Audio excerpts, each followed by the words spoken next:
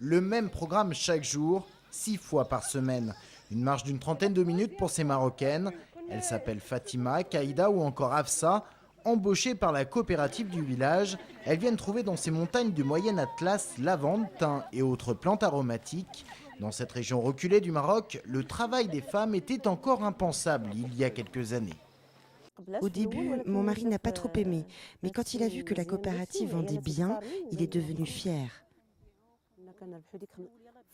Au début, je gagnais 500 dirhams par an, maintenant 2400 dirhams. J'aide mon mari pour l'éducation des enfants, les achats de fournitures scolaires ou les denrées alimentaires. Complément de revenus pour certaines, ce travail est même pour d'autres le seul moyen de vivre. Les veuves, les divorcées, toutes celles dont le mari est saisonnier.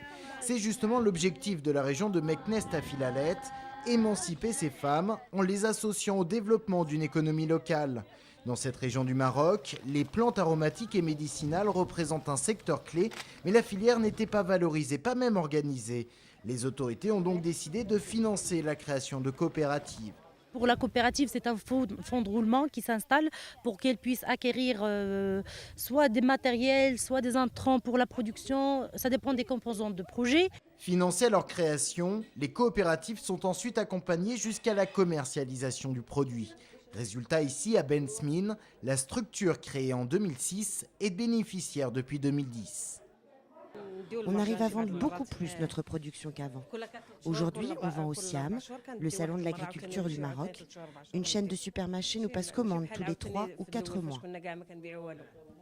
Le programme PAM, plantes aromatiques et médicinales, fait aujourd'hui vivre 670 familles par le biais d'une trentaine de structures. Les débuts sont encore timides.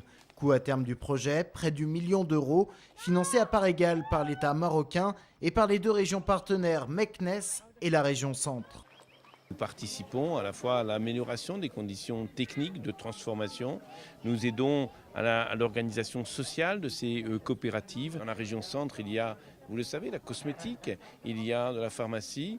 Eh bien, les plantes aromatiques et médicinales sont des atouts pour un développement de part et d'autre.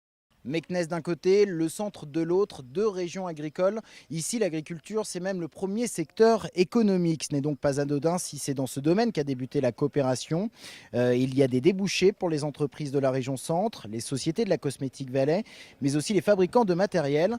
Ce sont aussi de belles perspectives de coopération porteuses d'espoir. À titre d'exemple, le rendement agricole ici au Maroc est 10 fois inférieur à celui de la France. Ça en dit long sur le chemin qui reste à parcourir.